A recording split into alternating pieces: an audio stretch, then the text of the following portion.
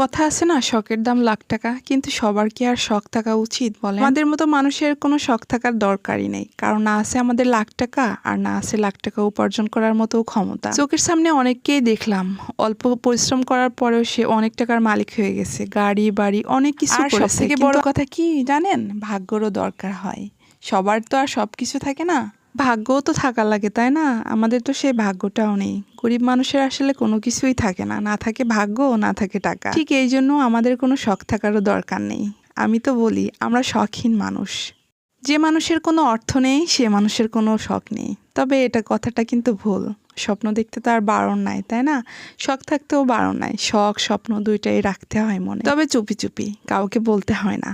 কারণ বললে সে আপনাকে দিবে লাখ টাকা খোঁজার পথ, না দিবে স্বপ্নে সিঁড়ি বেয়ে উঠার সে স্বপ্নের পথ। শুধুই মাত্র আপনাকে কিভাবে নিচে নামানো যাবে সে চিন্তা ভাবনাই করবে। সে মানে অনেক বেশি কষ্ট এবং আফসোস নিয়ে থাকি সবসময়, কাউকে কখনোই বুঝতে দিই না যে না, আমার কষ্টটা আমার মধ্যেই থাক। কত মানুষের জীবনে উপকার করেছি, কিন্তু প্রতিদান হিসেবে কি পেয়েছি বলুন তো?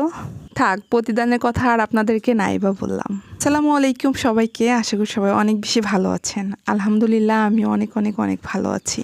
এই যে বলছিলাম না শখের দাম লাখ টাকা, কেন বলছিলাম এবার আপনাদেরকে খুলে বলি। এই ভিডিওটা অনেক দিন আগের, যদিও বা এডিট করার সময় পাইনি। তখন আমাদের তরমুজ খেতে খুবই ইচ্ছা করছিল, আর তরমুজ উঠছে কেবল নতুন নতুন। আমাদের এত বেশি তরমুজ খেতে ইচ্ছা করছিল, তরমুজ বাজারে গিয়ে দেখি তরমুজের দাম অনেক বেশি। আর তরমুজ খাওয়ার ইচ্ছা থাকলেও এই জন্য আমাদের তরমুজ খাওয়াটা হচ্ছিল না। তারপর আর কি করা, ছেলেপেলে খেতে যাচ্ছে, তাদেরকে না খাওয়াইলে তার মনটা মানে না, তাই না? সারাদিন রোজা থাকার পরে মনে হয় যে ঠান্ডা কিছু খায়। তবে গরিব মানুষের এই সমস্ত শখ না থাকাই ভালো। এমন অনেক মানুষ দেখেছি ফলের দোকানের সামনে হা হা করে তাকিয়ে থাকে ফলের দিকে। কেউ একটা ফল কখনো তাদের হাতে দেয় না। আমি অনেকবার যদিও বা কিনে দিয়েছি, সেটা কোনো স্বার্থ ছাড়াই। আজকালকার দুনিয়ায় তো স্বার্থ ছাড়া মানুষ কেউ কোনো কিছুই কাউকে দেয় না। এই যে আপনাদের সাথে কথা বলতে বলতে তরমুজ মামা তো ডিসাইড করে নিল যে কোন তরমুজটা কাটবে। তরমুজের দোকানে গিয়ে বাঁধলো আর এক ধরনের সমস্যা। তরমুজ মামা বলে এটা নেন, আমরা বলি না ওইটা দেন। এটা করতে করতে আমাদের পছন্দ মতোই তরমুজ কাটা হলো। তরমুজ কাটতে কাটতে ভাবছিলাম মাকে নিয়ে আসলে হয়তো বা ভালোই হতো, তরমুজটা হয়তো বা সে খুব ভালো করে চিনতে পারতো। তারপরে তরমুজটা কাটার পরে ভাবলাম না, নিজেও অনেকটা বড় হয়ে গেছি, তরমুজ কোনটার মধ্যে ভালো থাকে এটা খুব ভালোভাবে জেনে গেছি। তরমুজের দোকানের পাশে আর ভিডিও করা দেখে এই ছেলেটা আমার কাছে চলে আসলো, বললো আপু আপনি কি ভিডিও করেন, আপনার পেজটার নাম কি? আমি বললাম যে আমার পেজটার নাম সাথী অফিসিয়াল। তারপরে আমি ভাবলাম যে তার ফোনটা নিয়ে আমি ফলো দিয়ে দিই আমার পেজটায়, যেহেতু সে খুঁজে নাও পেতে পারে এই জন্য।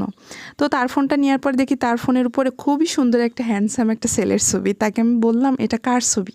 সে বলল এটা আমারই ছবি। তার ছবিটা দেখতে তো তাকে প্রিয় হিরোর মতনই লাগছিল। এটা আমি ভেবে অনেকই মজা করলাম তার সাথে। আর তরমুজ মামার এই ফাঁকে তরমুজ কাটাও হয়ে গেছে।